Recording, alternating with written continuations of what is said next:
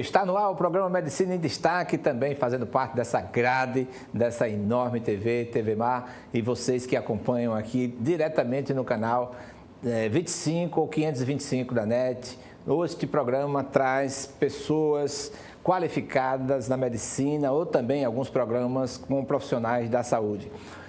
Em se tratando desse mês Novembro Azul, nós não poderíamos deixar de trazer aqui aquele que é especialista, aquele que traz, assim, conhecimentos, curiosidades, aquele que vai dizer para você, não saia daí, veja só, estas informações necessárias. Você, homem e mulheres, porque também essa especialidade, alguns acham que só atende homens. Nós vamos saber aqui com o doutor Arthur Dantas, urologista, Novembro Azul, e vamos falar sobre as doenças especiais do homem, não só as doenças de próstata, mas também da sexualidade humana. Mas a primeira pergunta, antes de agradecer a sua presença aqui no nosso programa, é o que a urologista tem como responsabilidade na sua atividade profissional. Doutor Arthur, muito obrigado por estar aqui no programa Medicina em Destaque. Muito obrigado, doutor Gerson. É um prazer, estar aqui de volta. Verdade. A urologia é uma especialidade médica muito ampla. Realmente o que tu falaste é verdade. Ela não engloba somente tratamento do homem, como também de mulher. Na verdade, a gente trata da parte masculina e feminina do sistema urinário, qualquer doença relacionada com rins, ureteres e bexiga, e com foco na parte genital masculina. Sim, doenças relativas a testículos, bolsa escrotal, pênis, toda essa parte fica realmente com o urologista. E o ambulatório, o consultório médico e urologista, quais as principais patologias, isso no homem e na mulher, que são mais procuradas? Isso. No homem, realmente, hoje a gente encontra, principalmente nesse mês, uma procura bem ampla em relação à prevenção das doenças da próstata, que digamos que é o nosso carro-chefe. Também relacionado com a questão, atualmente, uma questão de saúde pública, que são as infecções sexualmente transmissíveis, no cunho do adulto jovem também. A urologia é muito ampla, também trata com a parte muito de oncologia, na parte dos tumores, tumores renais, tumores de bexiga, tumores de próstata.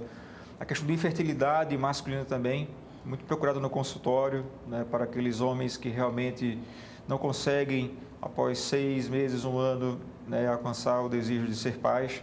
Também a parte de incontinência urinária feminina é muito procurada, nas mulheres pós-menopausa ou que tiveram partos normais complicados, que desenvolvem essa perda urinária aos esforços.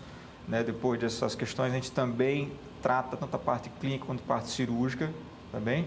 A parte pediátrica também, da urologia infantil, muito vasta. E também a gente toma também a frente da parte cirúrgica dos pacientes candidatos a transplante renal. Vide que o urologista é, digamos, um cirurgião que coordena essa parte cirúrgica do transplante renal. Quanto à população jovem, bem jovem, infantil, quais são as patologias mais comuns assim, no homem criança ou na mulher criança? É muito comum a queixa hoje, principalmente uma preocupação em relação à mãe e também ao pai em relação ao pênis da criança. A gente encontra muita questão em relação à fimose, também há distúrbios hormonais masculinos na criança que podem levar a micropênis. A questão também do testículo, tem crianças que nascem sem o testículo na bolsa escrotal, que a gente chama de criptorquidia. Isso realmente assusta, realmente o pai e a mãe, e é uma queixa comum no nosso consultório. Em relação à adolescência, a gente encontra uma necessidade, não só no adolescente, como no adulto jovem também, de uma questão muito importante. Que a gente toca muito no assunto do Outubro Rosa, em relação à prevenção do câncer de mama, do palpar realmente a mama procura de nódulos, e a gente divulga pouco que o câncer de testículo, por exemplo, é a neoplasia que tem uma incidência entre 15 a 30, 35 anos de vida, é o pico, entendeu? Então, a doença realmente do finalzinho da adolescência, do adulto jovem, então se faz sempre necessário esse autoexame nessa faixa etária para procurar algum nódulo também. Por falar em adulto jovem, acho que tem uma pergunta aí do Fernando Palmeira, que sempre é uma alegria nossa encontrá-lo aqui nos corredores, e ele sempre manifesta de uma forma que pode contribuir com o nosso programa e sempre contribui. Primeira pergunta dele.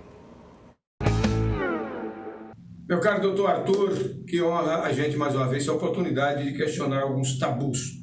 A exemplo do câncer de próstata. Aliás, problemas na próstata, o inchaço na próstata, o crescimento da próstata sempre preocupa, principalmente o paciente, que não quer e reluta nesse tabu de não aceitar o toque retal. Que aconselhamento nós poderíamos dar para quebrar esse tabu? Aqueles que apenas com o exame de sangue já acham que está tudo bem, isso é o normal, é o bastante? Ou é necessário, independentemente de qualquer que seja o tamanho da próstata, se evitar o toque retal? Vou falar de forma bem prática, para realmente quem está em casa ter ciência. Em medicina a gente tem graus de evidência científica, que vai desde o grau A, B, C e D. Se você pegar no consenso brasileiro, norte-americano e europeu, toque retal para rastreamento de câncer de próstata, nível de evidência A, número 1. Então, de certa forma, para o paciente que nunca realizou esse exame previamente, certo? A partir de 45 anos de idade, sendo da raça negra, ou com histórico de câncer de próstata na família, em parente de primeiro grau, e as demais classes, a partir dos 50 anos, é mandatório que se faça o toque retal associado ao exame de PSA. Eu sempre falo que toque retal e PSA é um casamento. Ambos têm que andar juntos o mais tempo possível, se possível. Então, um não só é diagnóstico, nem o outro, ambos se complementam. Nenhum exclui o outro. Jamais. Né? A ressonância é que dá uma harmonia melhor no caminho do diagnóstico. Né? Ressonância nuclear magnética, professor, de 10 anos para cá, realmente se tornou um padrão ouro em termos de auxílio no diagnóstico de nódulos na próstata, que antigamente, vistos a ultrassom, poderia-se ter uma dúvida se realizar uma biópsia, ou então pacientes com um PSA alterado, mas sem tanto histórico de câncer de próstata na família, ou paciente tão jovem, e você realmente ir buscar uma área suspeita. Então, hoje a ressonância magnética para câncer de próstata tem as indicações, né? Bem restritas, mas auxilia muito no diagnóstico e na conduta do tratamento. Às vezes a gente é pego de surpresa, nem tanto surpresa hoje em dia, porque as pessoas estão assim sempre ligadas nas redes sociais, na internet, etc. E há poucos dias, semana, fui abordado por um paciente e disse: doutor Gerson, eu vim aqui só para o senhor pedir uma ressonância magnética, porque eu estou com a dor na coluna. Né? Disse: olha, já fez um raio-x? Não. Então, as pessoas tentam atropelar essa ordem de exame. A mesma coisa, chega um paciente e diz: doutor Arthur, eu queria já fazer uma ressonância. Que resposta nós poderíamos dar de imediato para ele? O sistema de saúde público do Brasil tem essa questão, né? E tanto público quanto privado. Você não tem, às vezes, aquele acesso direto. Às vezes, o paciente vai direto para o médico especialista, não passa o médico da família. Então, independente do profissional, do sistema público ou privado, o paciente às vezes solicita e o médico o faz, o pedido. Mas é como eu falo, né? Inicialmente, a história clínica do paciente, realmente ver se ele tem sinais e sintomas sugestivos de alguma doença da próstata, ver o histórico familiar, se é positivo ou não, atentar para a questão étnica, se o paciente é da raça negra, né, que tem uma incidência realmente maior nos pacientes com câncer de próstata.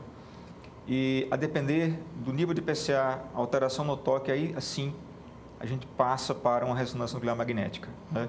E que tem uma importância muito grande, principalmente para direcionar o radiologista, certo? Sendo indicada a biópsia da próstata, que vai realmente fechar o diagnóstico do câncer, de retirar mais ou menos fragmentos daquela área em especial.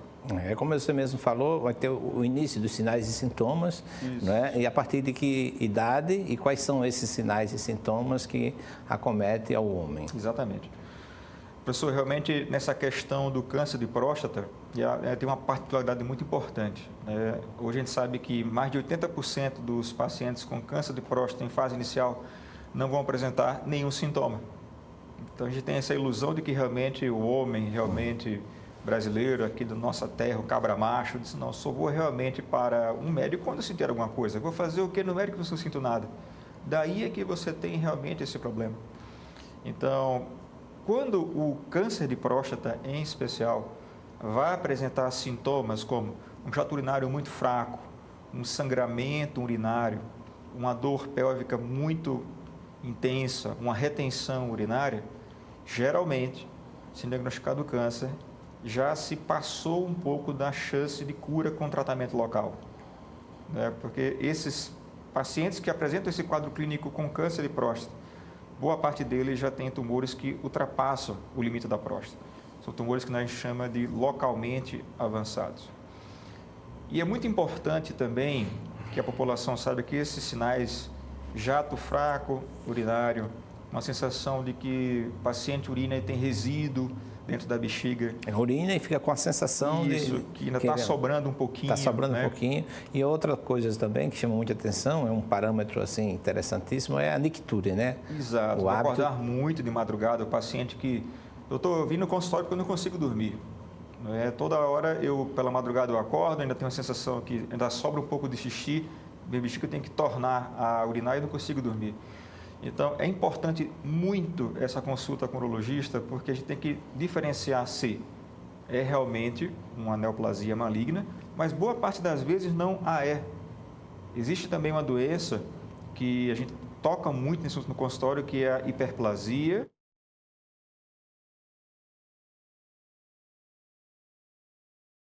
Essa figura é muito boa, bem ilustrativa, para poder ver que realmente a próstata, né, ela é uma glândula, né, que tem uma função de produção de um líquido, certo? Que basicamente serve para a nutrição do espermatozoide, né?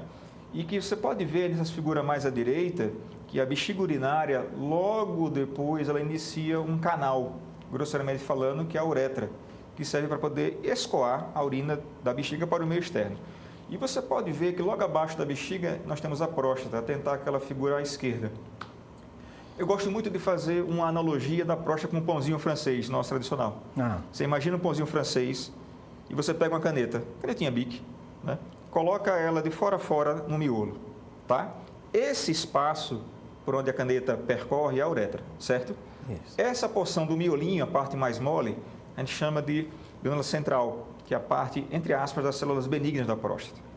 A parte da casca do pão, né, é a zona periférica, que é a zona que mais comumente o câncer de próstata aparece. Então, por que a gente faz o toque retal?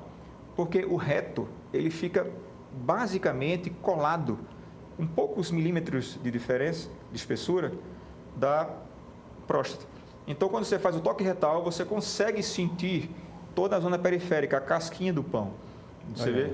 Então, olha como essa figura é interessante. Você vê naquela figura mais à direita, do nódulo, certo? Ele geralmente cresce na parte externa, cresce na casca do pão, entre aspas. Então, você veja que naquele ponto o homem não vai sentir nada. Por quê? Porque o tumor não chegou na uretra ainda. Então, quando você tem um crescimento, geralmente de fora para dentro, sendo um tumor mais avançado, aí sim, você começa a ter problemas, né, em relação ao fluxo urinário e sangramento. Isso no caso do câncer. Mas a doença benigna da próstata, o HPB, ela cresce na parte central. Então, ela começa a crescer mais para o meio da próstata. Com isso, o homem não consegue esvaziar e ter todos aqueles sintomas que a gente falou previamente. Então, se ele fica esperando que esses sinais apareçam para procurar um médico, é um risco que ele corre. É um risco muito grande. Risco muito grande. Principalmente se ele tem alguns fatores predisponíveis. Exatamente. Os fatores de risco são, assim, realmente um dos pontos chaves na nossa história clínica, né? A idade. Sabe-se que em estudos em cadáveres feitos na América do Norte, homens com mais de 80 anos de idade, mais de 50% desses pacientes apresentaram câncer de próstata. Só que o principal ponto que a gente quer tratar é o paciente de 50 a 75 anos. Porque é nessa idade que, geralmente, quando o homem tem câncer, ele pode no futuro vir a ter problema. Em relação também à questão do fator familiar, né, a questão também da raça, a obesidade, também hoje é fator de risco para inúmeras doenças benignas ou malignas, tá? E realmente também o câncer de próstata, ele tem essa chance maior de agressividade no paciente obeso.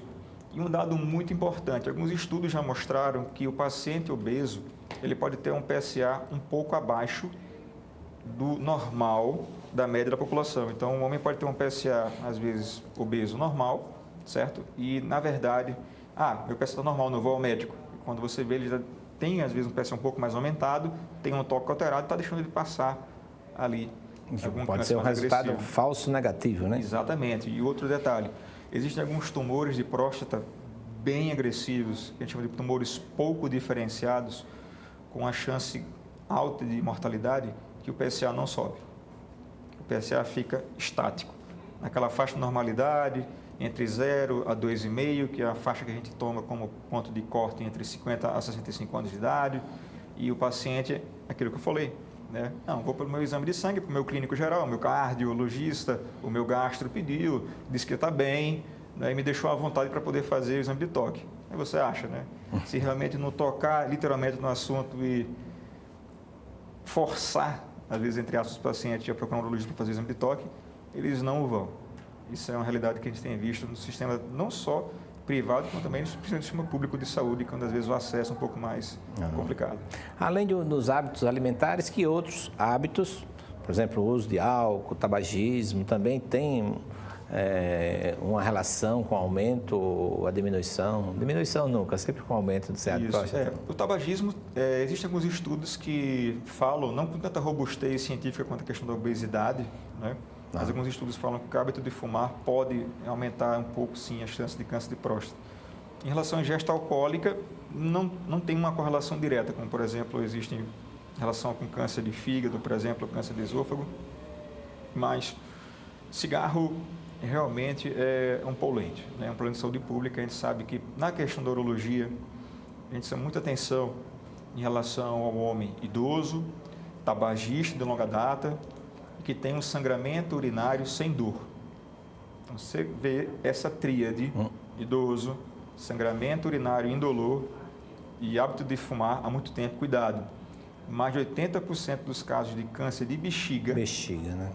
tem como fator etiológico o tabagismo. Bexiga e rim também. O rim, para você ter um sangramento urinário, tem que ser geralmente um pouco mais avançado. Mas tanto o rim, ureter, né, que é o canal que liga o rim à bexiga e drena a urina, e principalmente bexiga, tem esse fator de risco forte aí com o tabagismo.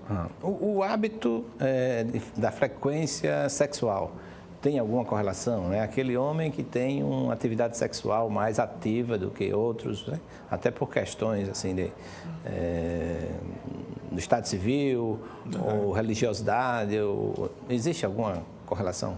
Olha, eu me lembro de um congresso que eu estava em San Diego, na Califórnia, em 2016, Congresso Americano de Urologia, e estava tendo duas questões interessantes, essas dúvidas em relação à quantidade de ejaculação que o homem tem no dia a dia, na semana, e aumento de redução de chance de câncer de próstata. Já saíram alguns estudos que sim, outros que não, que tem essa correlação. Inclusive, já até um ponto importante, fugindo um pouco do assunto, mas puxando para a parte de infertilidade, de vasectomia, já se teve esse tabu de que achar que vasectomia aumentava a chance de câncer de próstata. Isso aí realmente não tem nenhuma correlação. Isso é mito. Isso é mito.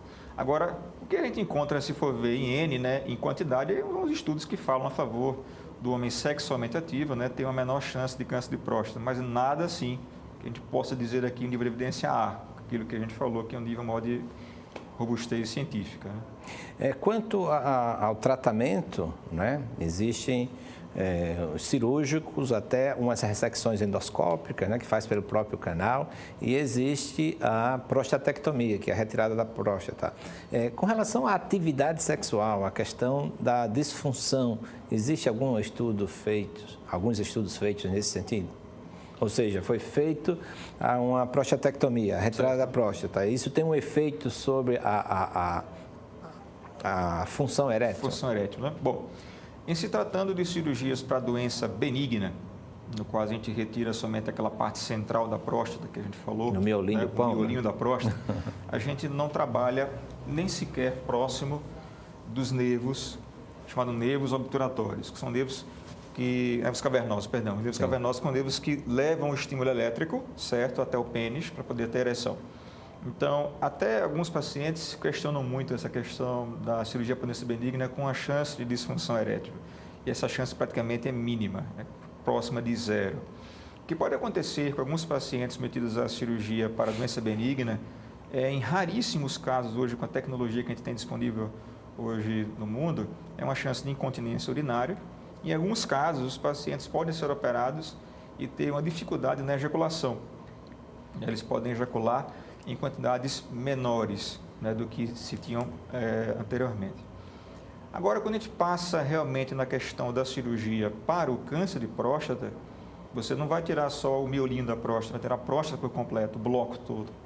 Então, esses nervos, né, que chamam de nervos cavernosos, eles passam muito próximos da próstata, muito próximos mesmo.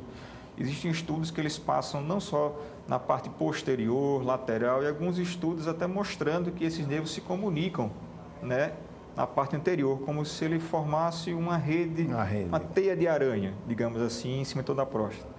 Então, existem N técnicas que a gente pode utilizar, né, nas quais, primeiro, a gente sempre procura a retirada de toda a glândula com segurança para controlar o câncer, obviamente, né, e depois a gente analisa a parte funcional, que é tanto deixar o homem com a continência urinária, né, tentá-lo não deixar incontinente, porque a próstata fica muito próximo de músculos que controlam a continência urinária, e como também preservar o máximo possível de feixes nervosos. Então, é uma cirurgia desafiadora, assim, mas, entre aspas, fica no campo minado, né? Fica muito próximo de estruturas muito nobres. Eu falo nobres em relação à qualidade de vida do homem depois da cirurgia. Um outro desafio e um outro medo que os homens são submetidos, né, é com relação a quando esse câncer de próstata, ele é hormônio dependente, testosterona dependente, que uma das condutas é a orquiectomia, ou seja, a retirada do testículo. Uma explicação técnica para o nosso telespectador sobre esse fato. Excelente pergunta, professor. O câncer de próstata, ele, para ser bem prático, né, a testosterona pode, entre aspas, alimentar um pouco mais. Então, um dos pontos que a gente encontra muito no consultório é o hipogonadismo, né? A famosa andropausa, quando o homem começa a ter um declínio da testosterona, certo? E aí começa a ter disfunção erétil, aumento de massa gorda, perda de libido, problemas para dormir, alterações de humor, baixa densidade mineral óssea, né? Fica com o osso fraco. Então, a primeira coisa que a gente tem que saber é se esse homem tem câncer de próstata, porque se você tem um homem com uma chance alta de câncer de próstata, certo? Com o diagnóstico, você não repõe testosterona para ele naquele momento, porque senão você vai estar alimentando, aumentando realmente a divisão das células do tumor e piorando o prognóstico do paciente.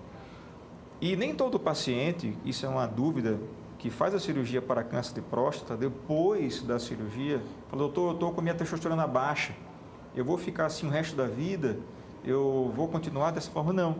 Em alguns tumores localizados, a gente fala bem diferenciados e não tão agressivos, PSA controlado, né, abaixo daquela faixa de risco, a gente repõe a testosterona com segurança, entendeu? Então, a testosterona também tem sido uma questão muito debatida hoje no meio científico, porque se passou muito daquele tabu, né, de quem repõe testosterona tem chance de doenças cardiovasculares, tem chance de você ter câncer de fígado, porque as pessoas fazem aquela ilusão à época, né, do Arnold Schwarzenegger, Sylvester Stallone, do fisiculturismo realmente desordenado, sem segmento médico. Hoje a gente vê que a medicina do esporte, né, e a urologia, a gente tem entrado forte e feito essa reposição para esses homens com muita segurança.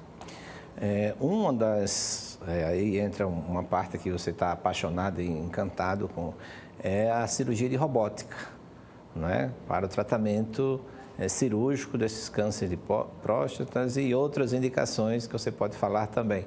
Vê se o Josiel tem um vídeo aí, se foi colocado, Josiel. Não a pergunta, mas um vídeo, se ele colocou.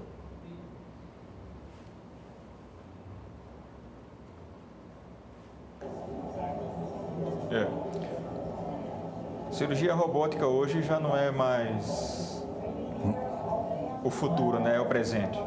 Aí é um congresso em São Paulo, nós temos a oportunidade de poder testar a nova plataforma, não é, que é a plataforma Hugo, né?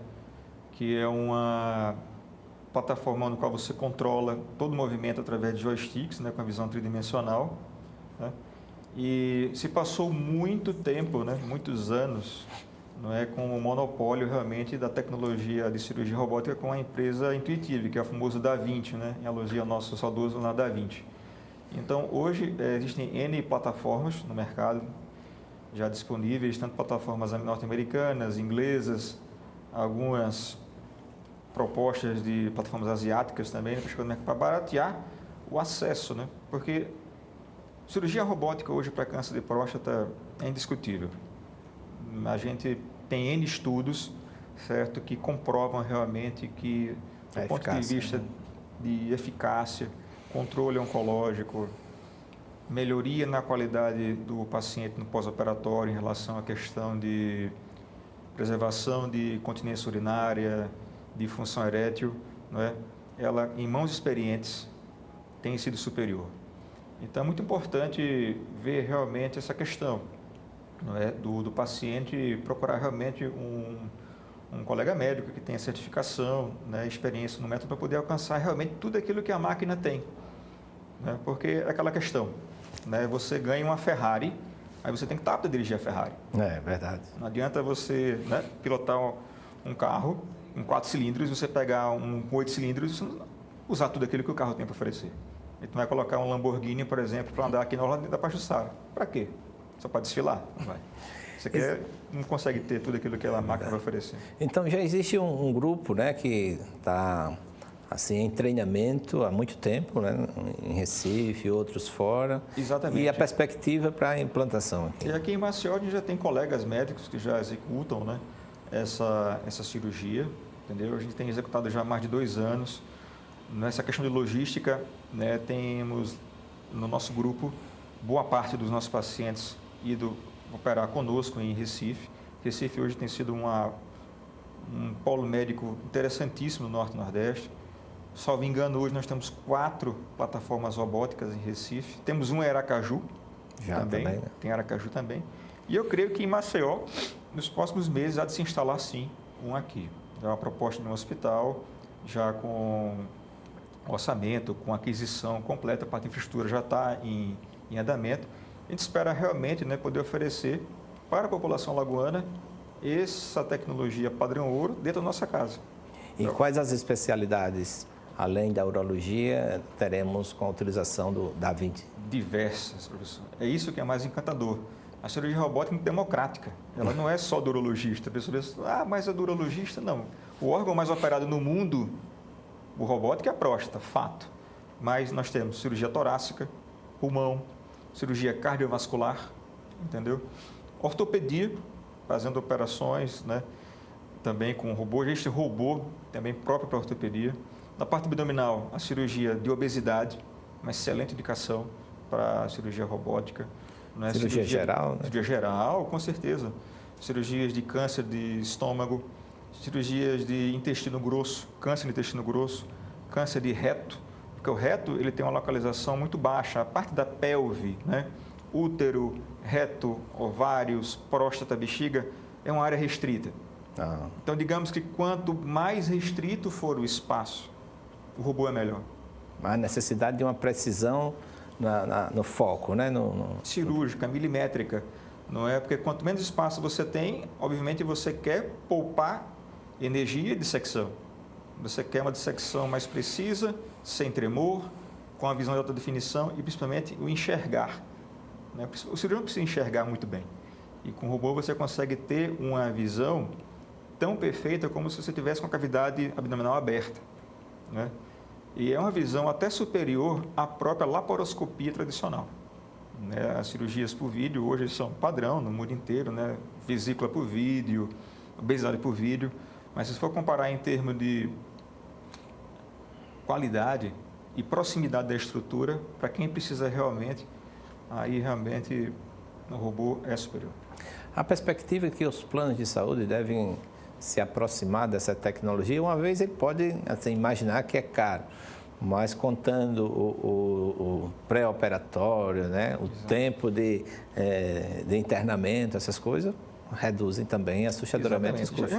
Existem estudos realmente da viabilidade financeira realmente da plataforma robótica em relação a tempo de internamento hospitalar, redução de sangramento e custo de insumos. Ainda hoje é uma cirurgia cara, dispendiosa. Digamos para a nossa realidade brasileira, vide que a nossa economia é baseada no dólar. E a gente vê como é que está o aumento do dólar pela situação econômica global, né? Hoje o plano de saúde ele cobre, em boa parte dos planos, o internamento hospitalar do paciente. Porém, os custos para a equipe médica e os insumos descartáveis do robô são feitos de forma particular, privada, né? A ANS, que regula, né, todos os nossos planos de saúde no Brasil, ainda não colocou a cirurgia robótica no rol da ANS. O rol são as cirurgias permitidas, que o convênio autoriza, no qual o paciente pode realmente solicitar 100% dos custos mediante o convênio. Mas existem N projetos, discussões, até mesmo em vias judiciais, N também, para que se tente, né, propor o acesso à cirurgia robótica, porém, com um valor justo aí para a equipe médica e também para o próprio hospital. Vide que é dispendioso, é caro para o hospital manter o robô. Então, para isso, precisa realmente ter um retorno para que seja viável e, no final, o paciente que ganhe. Quanto ao tratamento clínico ou preventivo, né? Se tem alguma alteração de PSA, se tem alguma sintomatologia que está não crescendo, existem alguns medicamentos, alguns fármacos que podem coibir ou manter esse paciente, pelo menos no que está, ou uma melhora desse quadro clínico, principalmente no que diz respeito à incontinência urinária, o próprio hábito de urinar à noite? Certo. Sim. Tratamento realmente da questão da doença benigna da próstata, a hiperplasia, inicialmente nós fazemos com medicação via oral. No passado, um paciente que se tinha uma próstata mais aumentada e tinha uma queixa clínica, quando não se tinha medicamento, ia logo direto para a etapa cirúrgica. Hoje não. Hoje, boa parte dos pacientes a gente consegue controlar de forma adequada através de medicamentos, né?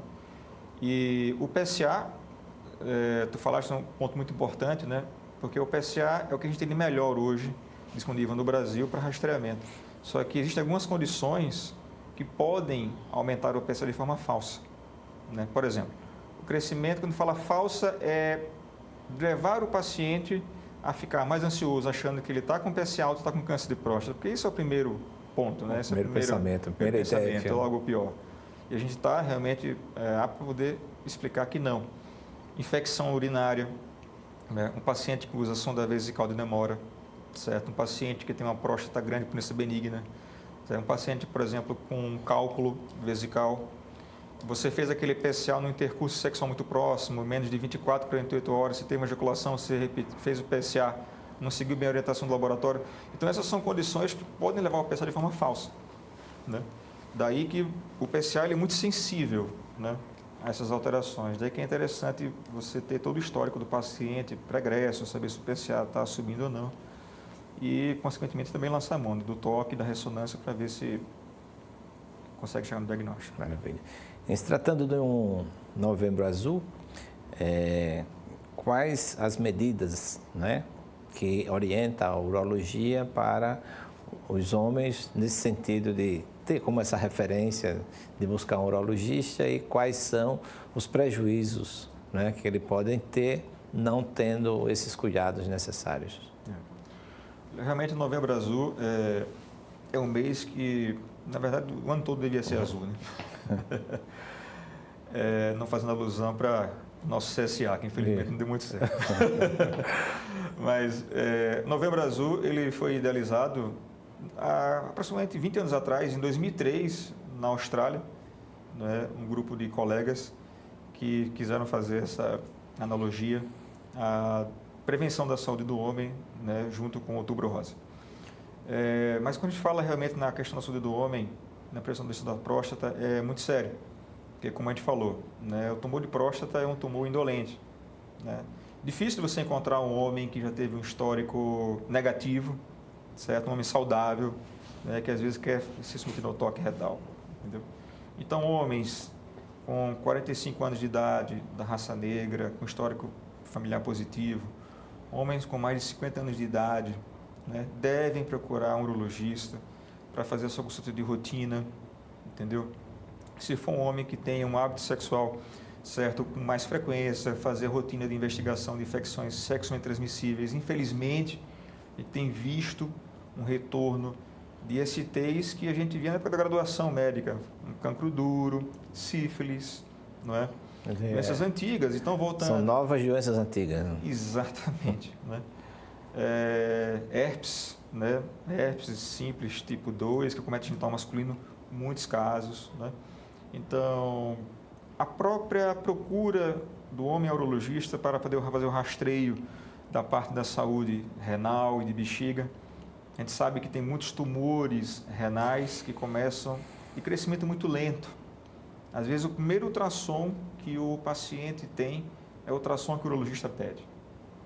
E quando você vê, ele vem com 50, 55 anos de idade e tem uma massa renal. Ou então tem uma lesão na bexiga e ele não sabe. Então, daí que realmente se tem essa importância, não só do histórico do paciente, do exame físico, e alguns exames que o urologista lança a mão para fazer um rastreio completo da saúde do homem, nessas faixas etárias aí. Esgotar os temas em urologia em um programa só é bastante difícil, mas nós temos uma outra pergunta aqui feita pelo Fernando Palmeira, que faz com que nós possamos ter uma outra ideia que nos preocupa, não é? Quanto a esses jovens que nas baladas querem, né, ser os super-homens ou ter essa atividade sexual assim... exuberante. Exuberante, né? A palavra exuberante. Veja aí essa pergunta.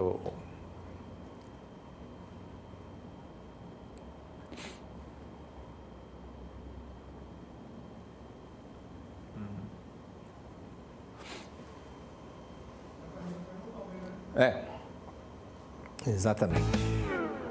Falar de saúde é sempre muito Comenta importante aqui, na programação da TV Mar, desse momento que a gente fala da medicina, abraçando a todos que acompanham e dão o maior sucesso de audiência a esse programa que é de suma importância. E Dr. Arthur Dantas, sendo aqui com os nossos amigos, falando de saúde e principalmente da saúde do homem. E o homem se preocupa muito com a questão da saúde sexual. Um fenômeno que está acontecendo que nos chama a atenção é que a nossa juventude, os homens nas baladas, principalmente jovens, a partir de 18 anos, já estão querendo potencializar a 1000 a sua capacidade sexual.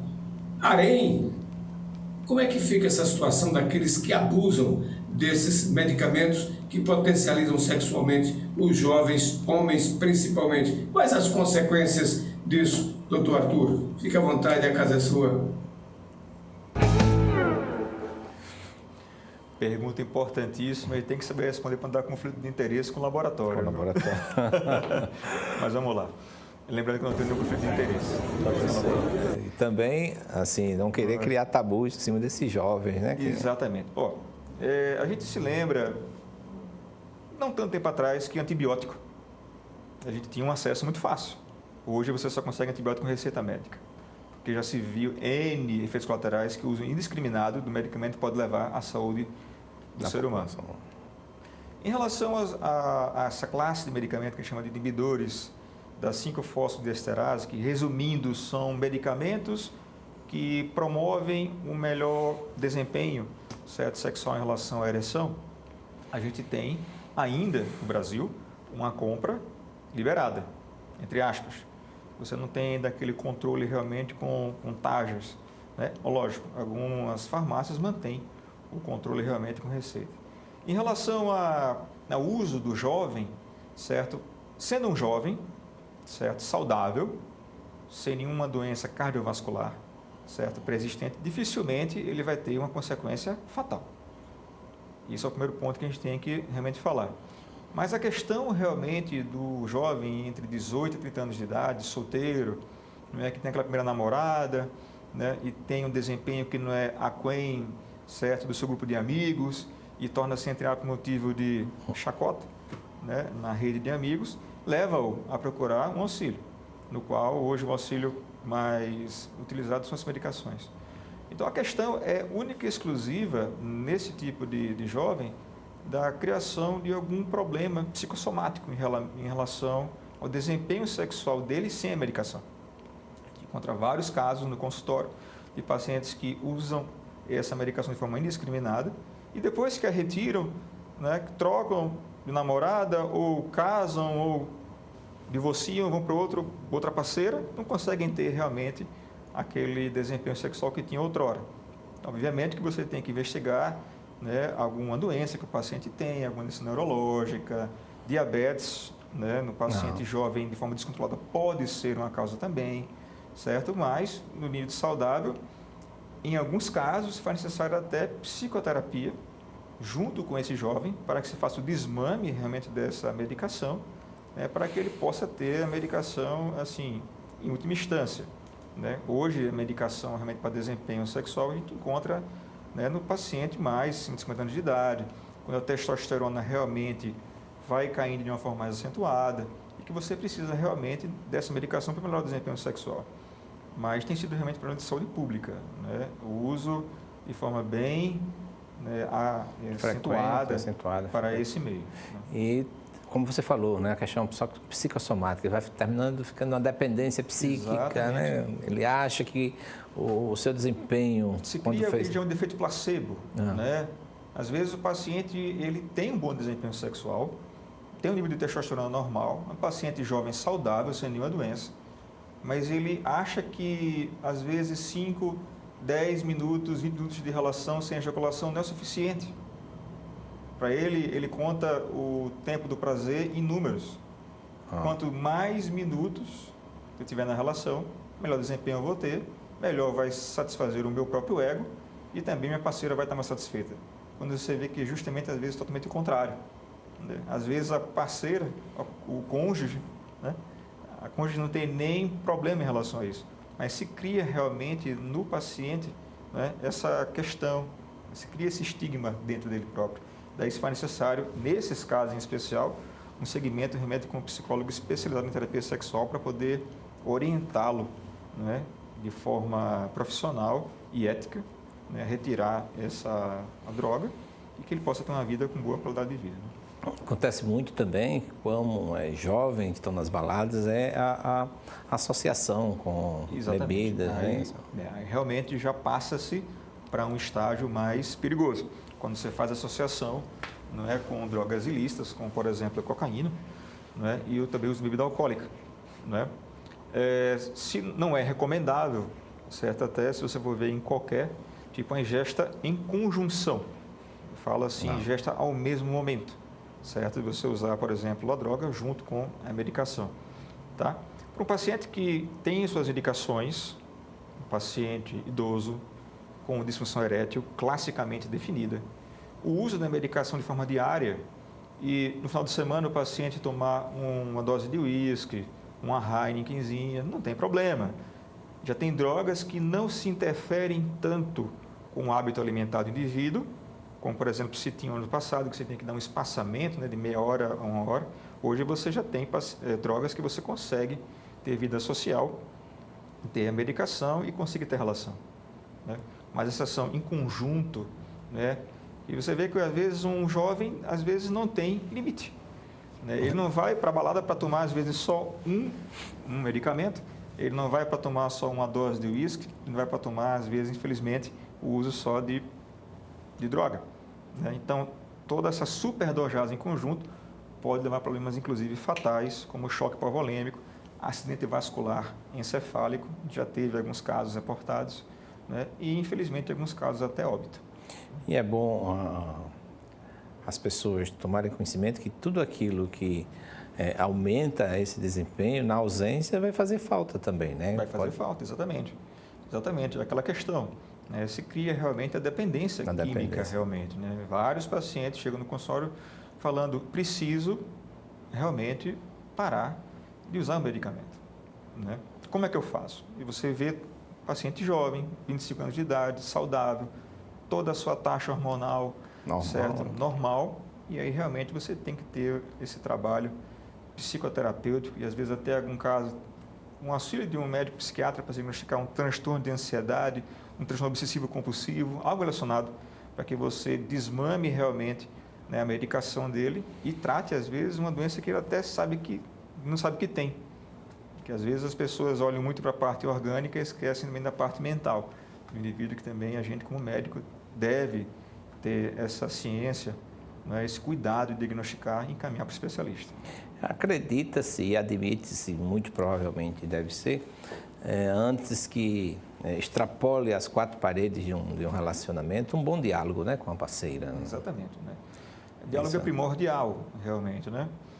Interessante que o senhor falou algo que boa parte das vezes, na nossa prática clínica, o homem se cobra muito mais do que a parceira. Né? Às vezes a própria parceira chega para poder ajudá-lo, né? E em algumas situações a gente até pede para poder ter uma consulta em conjunto, para ver realmente se o homem tem a questão principal, como também a cônjuge também precisa fazer parte. Quando eu falo tratamento de disfunção erétil, reposição hormonal, entendeu? Para o homem que precisa, é necessário ter esse feedback realmente da cônjuge para saber se realmente faz uso do medicamento de forma correta, se existe alguma questão no casal que possa ser melhorado. Porque não adianta dele chegar, comprar medicação na farmácia, usar testosterona injetável e ter muitos problemas fora de casa. Tem problema no relacionamento, tem problema na criação de filho, tem problema no trabalho.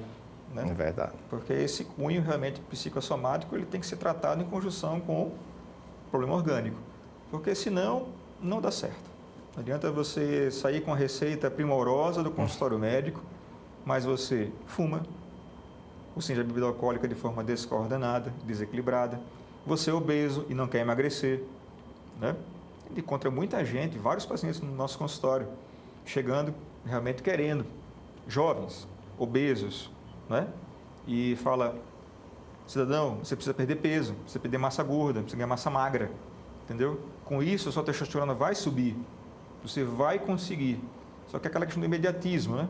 As pessoas não querem realmente pagar o preço, né? E para você ter saúde a longo prazo, não é fácil, você tem que pagar preço, né? Se você quer realmente ter mais longevidade, né, do ponto de vista orgânico, mental, você tem que pagar um preço, né? Que realmente viver de forma correta, hoje em dia, não é fácil, o senhor sabe. E viver também, saber lidar com as comorbidades, tipo diabetes, hipertensão. Não é? Essa harmonia familiar, que muitas vezes dentro do ato sexual em si, tá? A falta do preâmbulo necessário para uma boa relação, pode causar um dano, né, um trauma, e que às vezes é quase que irreversível, né, para uma próxima relação, porque foi uma palavra que saiu, que magoou, ou que ele não aceitou, porque foi a mulher que disse, né? Tem todo esses caminhos, todo o contexto. É por isso que a gente sempre fala, né, que essa consulta realmente para a questão da disfunção erétil no homem é uma consulta multidisciplinar, não engloba às vezes só o médico. Às vezes o médico, também nutricionista, para que o homem perca peso de forma saudável, né? Também a parte psicológica tem que ser tratada. Que nem um paciente, por exemplo, que vai operar de obesidade. Não é? Não depende só do cirurgião de obesidade. Você tem que ter todo um preparo psicológico, pré-operatório, acompanhamento nutricional, né? Porque não adianta você fazer uma cirurgia, e hoje se tem excelentes resultados, mas no pós-operatório o paciente ainda vai voltar a se alimentar da mesma forma, né? Não adianta, como a gente fala, você vai repor testosterona, vai tratar de disfunção erétil, o paciente começa bem, 30 dias, 60 dias, depois ele some do consultório. Quando você vê, ele volta com aumento de massa gorda, com as taxas metabólicas muito ruins, insatisfeito porque está investindo alto no medicamento. Mas a gente fala para o paciente o seguinte, nós fizemos a nossa parte, mas você não fez a sua, que é o mais difícil e primordial para que se tenha resultado.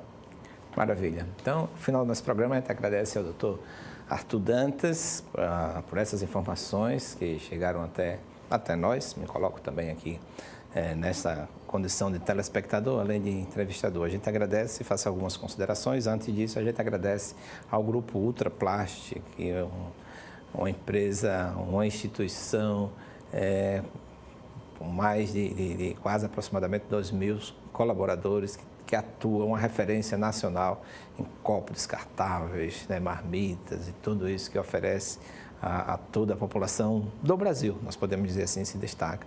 E sem essa parceria, nosso programa não teria essa qualidade que tem. Essas considerações, doutor Arthur, no final do nosso programa são suas. Muito obrigado mais uma vez pela oportunidade. A gente reforça esse mês de Novembro Azul como um mês realmente muito importante para a prevenção da saúde masculina do homem em geral. Não somente o homem, que o foco nesse mês a questão de doenças da próstata, mas também o adolescente, o adulto jovem que tem um problema realmente nessa questão, né, de disfunção erétil, ou questão de infertilidade também, que é muito procurado no nosso consultório. E reforçamos aquelas classes de risco, né, homens da raça negra com histórico de câncer de próstata na família, procure-nos a partir de 45 anos de idade. Né? Pode parecer muito cedo, mas não é. Sabe-se que o diagnóstico precoce do câncer de próstata, feito de forma adequada, com tratamento que hoje tem grandes chances de cura, sendo por radioterapia ou cirurgia, você consegue sobreviver, certo? De forma muito saudável, certo? Em até mais de 90% dos casos. Então, é um tumor hoje, diagnosticado de forma precoce, curável, com excelente prognóstico. Então, tome isso realmente como lição, né? Melhor se anteceder sempre ao problema para quando ele vir realmente de fato. Nosso muito obrigado, agradecemos a você, nossos telespectadores também. Fiquem certos, na próxima semana nós estaremos com mais um programa Medicina em Destaque. Um abraço, que Deus abençoe vocês.